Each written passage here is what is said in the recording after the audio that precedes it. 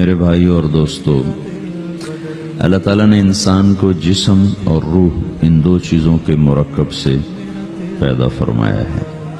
جسم کے بننے کا نظام اور ہے اور روح کے بننے کا نظام اور ہے۔ جسم کسی اور جگہ بنتا ہے اور روح کہیں اور سے آتی ہے۔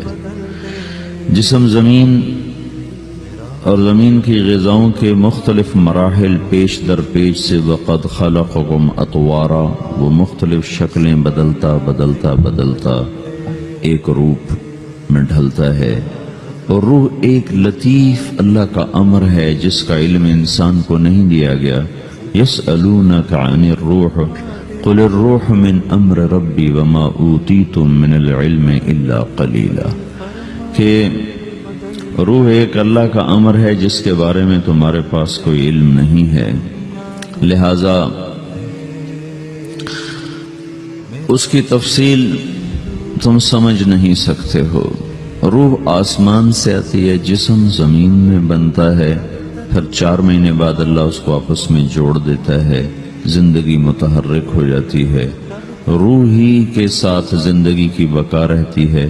جب اللہ اس سے واپس نکال لیتا ہے تو سارے ٹائٹل ہٹ کر صرف ایک نام سب کو مل جاتا ہے، اور وہ میت کا ہوتا ہے۔ وہ حضرت مولانا ہو، وہ کوئی ڈاکٹر ہو، بادشاہ ہو، صدر وزیر ہو، سارے اعزاز ٹائٹل ہٹا کر اس پر میت کا لفظ مہر لگ جاتی ہے۔ اس میں سے کیا نکلا ہے؟ ہر چیز تو موجود ہے، اب یہ بولتا کیوں نہیں، اٹھتا کیوں نہیں، چلتا کیوں نہیں؟ اس میں سے روح نکل گئی ہے۔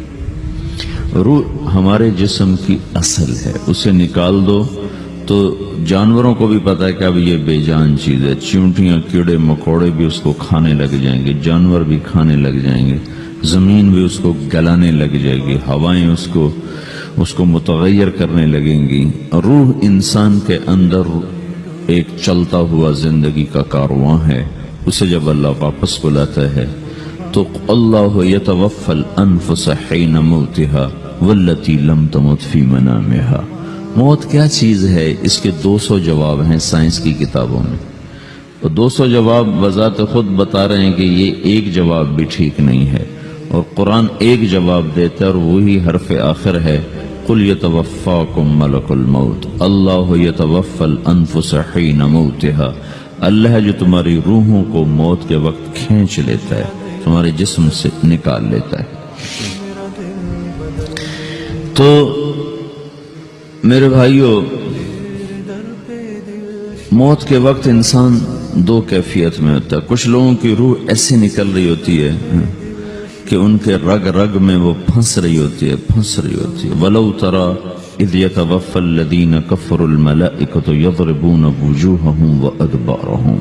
کاش تم دیکھ سکتے وہ منظر جب اللہ کے فرشتے نافرمانوں کی روح کو نکال رہے ہوتے ہیں تو ان کے منہ پہ بھی مارتے ہیں، ان کی کمر پر بھی مارتے ہیں۔ اور اخرجوا انفسکم اليوم، نکالو آج اپنی روحوں اور جانوں، اب تم بچ نہیں سکتے ہو۔ وہ پیچھے ہٹنا چاہتے ہیں، رب ارجعون، مجھے واپس کر دے تھوڑی دیر کے لیے، لعلی اعمل صالحا، اب میں پورا ٹھیک مسلمان بن کے چلوں گا۔ تو اس کے جواب میں ہوتا ہے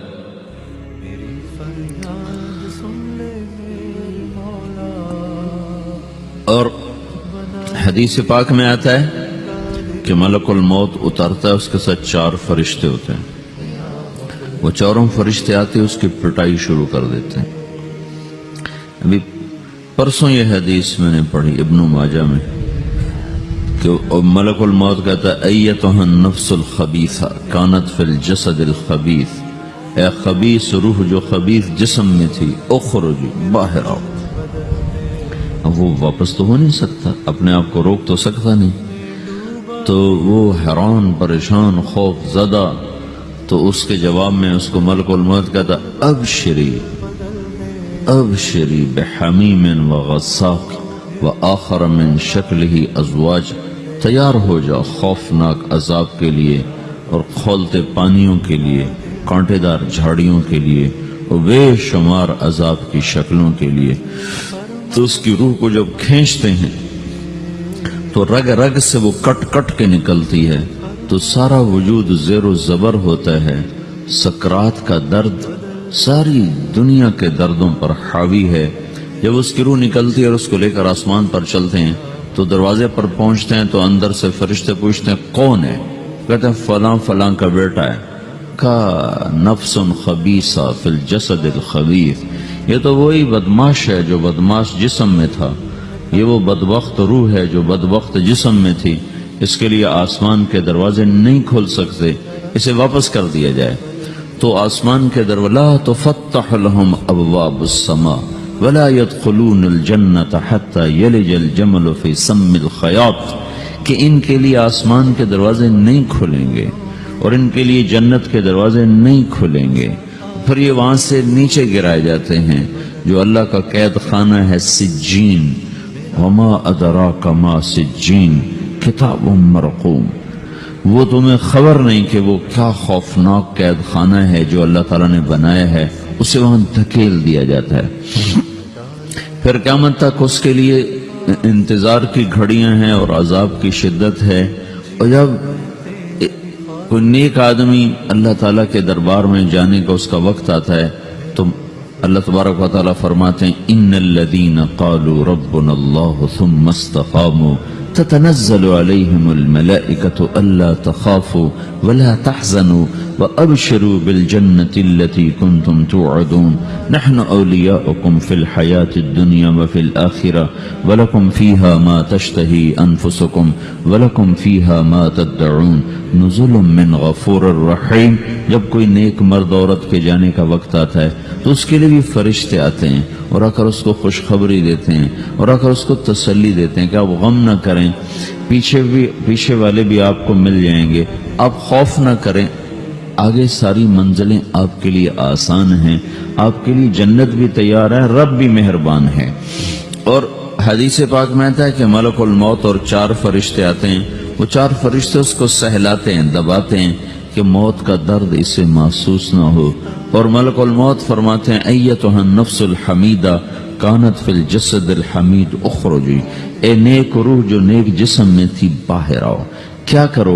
व अबशरी बिरौहिन व रैहान व रब्बिन रादिन अन्की गैर गज़बान, आपको बशारत हो आपके लिए जन्नत तैयार हो चुकी है और वहाँ की सारी नेमतें आपके लिए मुयस्सर हो चुकी हैं और अल्लाह आप पे राजी हो चुका है और अल्लाह आप पे खुश हो चुका है। इस पर उसकी रूह को निकाला जाता है।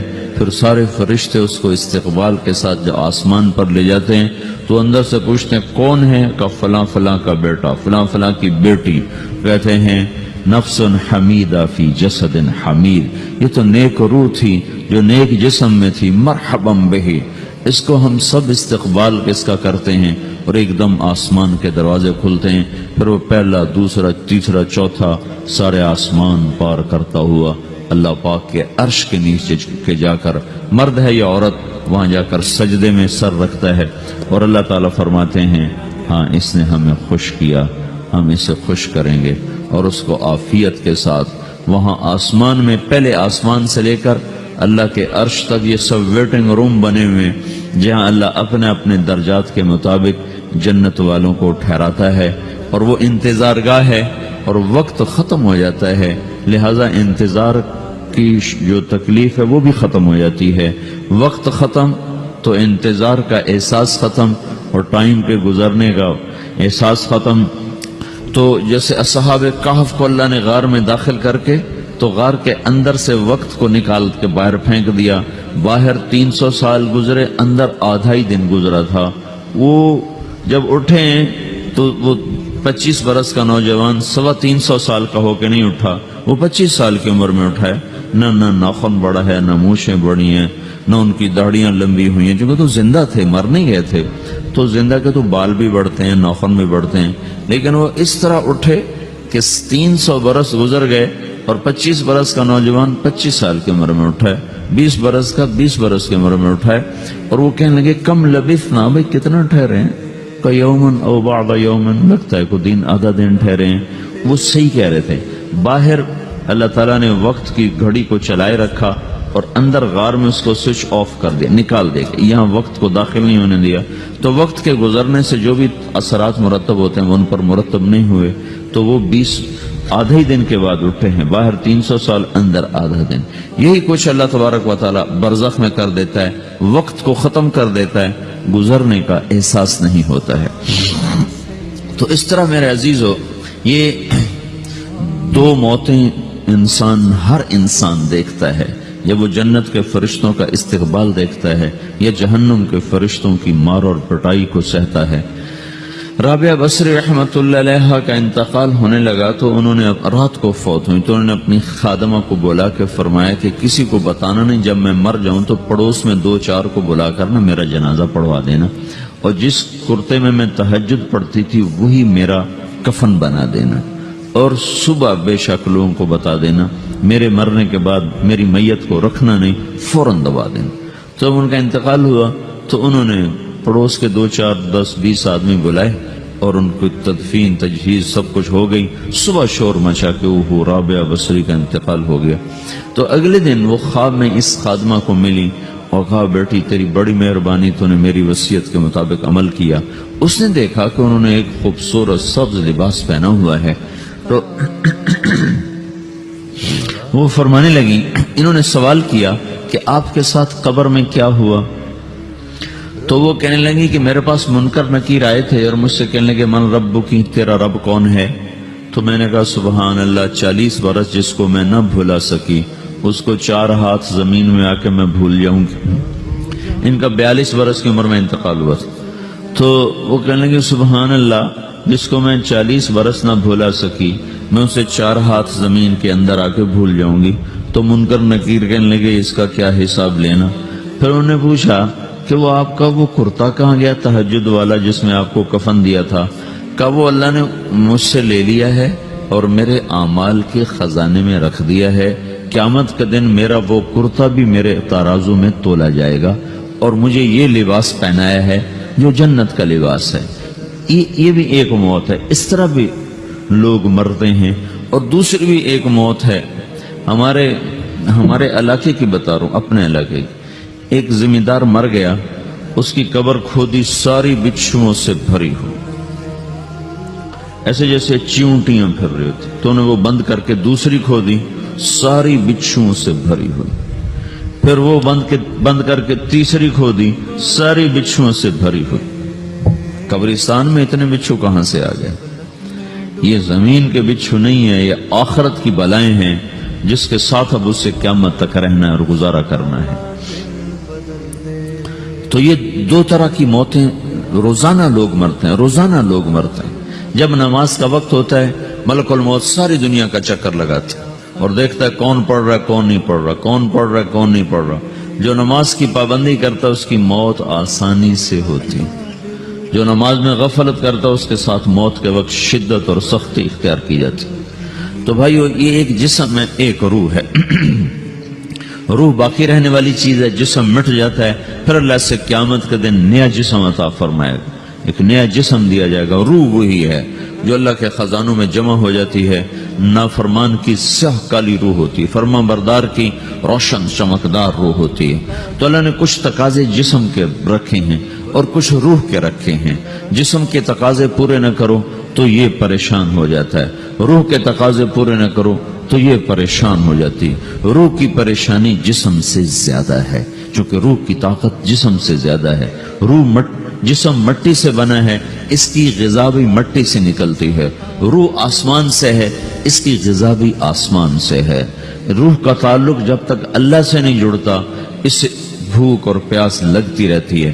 جسم کو جب تک روٹی اور پانی نہ ملے یہ تڑپتا اور پریشان رہتا ہے. جیسے اللہ تعالیٰ نے ہمارے جسم میں روٹی اور پانی کی طلب کو بے ساختہ رکھ دیا ہے. میں بیان کے دوران بھی پانی پی رہا ہوں، آپ دیکھ رہے ہیں کہ میرا حلق سوکھ جاتا ہے، مجھے طلب محسوس ہوتی ہے پانی. حلق سوکھتا ہے پانی کی طرف بھاگتے ہیں، بھوک لگتی ہم روٹی کی طرف بھاگتے ہیں. یہ ایک ایسا اندر میں آٹومیٹک سسٹم ہے کہ ہم اس کو آف نہیں کر سکتے. یہ سوتے سوتے بھی بھوک کی وجہ سے آنکھ کھل جاتی، سوتے سوتے پیاس کی وجہ سے آنکھ کھل جاتی ہے. یہ ایسا خود اللہ تعالیٰ نے ساختہ نظام بنایا ہے کہ آپ اپنے جسم میں روٹی اور پانی کی طلب کو نہیں نکال سکتے. میرے عزیزو، ٹھیک اسی طرح اللہ نے انسانی روح میں اپنی طلب رکھ دی ہے. اور اپنے رسول کی طلب رکھ دی ہے۔ یہ دو طلب ایسی ہیں کہ یہ آپ کے جسم روح سے نکل نہیں سکتی۔ جیسے بھوکا روٹی نہ کھا لے، پیاسا پانی نہ پی لے، اسے چین نہیں آ سکتا، وہ روح جو اللہ اور اس کے رسول سے نا آشنا ہے، جب تک وہ وہاں تک پہنچ نہیں جاتی اسے چین نہیں آ سکتا، اس کا اندر پریشان رہے گا۔ 1997 میں جب جنید جمشید سے میری پہلی ملاقات ہوئی تو اس نے مجھ سے یہ سوال کیا کہ مولوی صاحب، ایک پاکستانی نوجوان جس گلیمر کو خوابوں میں دیکھتا ہے، وہ گلیمر تو مجھے زندگی میں ویسے ہی حاصل ہے، میرے چاروں طرف زندگی کا رقص ہے، اور میری زندگی کی ہر خواہش، ہر تمنا پوری ہے، اس کے باوجود میرے اندر اندھیرا ہے، میرے اندر خلا ہے، مجھے لگتا ہے میں وہ کشتی ہوں جس کا کوئی ساحل نہیں، جس کی کوئی سمت نہیں، www.dasquran.com۔ تو ایسا نہیں ہونا چاہیے۔ ایک عام لڑکا تو کہتا ہے ہائے کاش یہ ہوتا، اس کو وہ نہیں ہو رہا تو پھر وہ پریشان ہے، ہائے یہ ہوتا، ہائے وہ ہوتا۔ تو میں تو ہائے نہیں کرتا ہوں، میری تو ہر لذت اور خواہش میرے سامنے تشتری میں سجا کے پیش کی جا رہی، میں کیوں ایسا کر رہا ہوں؟ میں ہائے ہائے کیوں کر رہا ہوں؟ میرا اندر ویران کیوں ہے؟ میرے اندر میں خلا کیوں ہے؟ یہ وہی خلا ہے کہ وہ روح کی پیاس کو شراب میں بجھانا چاہتا ہے، وہ روح کی پیاس کو لڑکی میں بجھانا چاہتا ہے، وہ روح کی پیاس کو موسیقی سے بجھانا چاہتا ہے، وہ روح کی پیاس کو دنیا کی رعنائیوں میں 5 سٹار ہوٹلوں سے بجھانا چاہتا ہے۔ روح کیا جانے روٹی کیا ہے، شراب کیا ہے، پانی کیا ہے، عورت کیا ہے، موسیقی کیا ہے، گھنگرو کیا ہے، پائل کیا ہے، چھنکار کیا ہے، روح کو ان چیزوں کی کیا خبر؟ امریکہ میں ہماری ایک جماعت تھی تو 4 لڑکے 2 لڑکیاں، 4 لڑکیاں 2 لڑکے مسلمان ہیں۔ تو ایک لڑکے کا نام رکھا تھا ابراہیم، اور اس کو جب پڑھایا نا کلمہ، انہوں نے کہا ہائے، انہوں نے کہا ہائے، اور دونوں ہاتھ یہاں رکھے سینے پر، دل پر، کہا ہائے۔ تو ہمارے ساتھی ہیں ڈاکٹر اختر، وہ کہنے لگے کیا ہوا کیا ہوا؟ کہنے لگا جب سے ہوش سنبھالا یہ جگہ خالی تھی، یہ تیرے کلمہ پڑھانے پر بھر گئی ہے کہ میری خوشی سے ہائے نکل گئی۔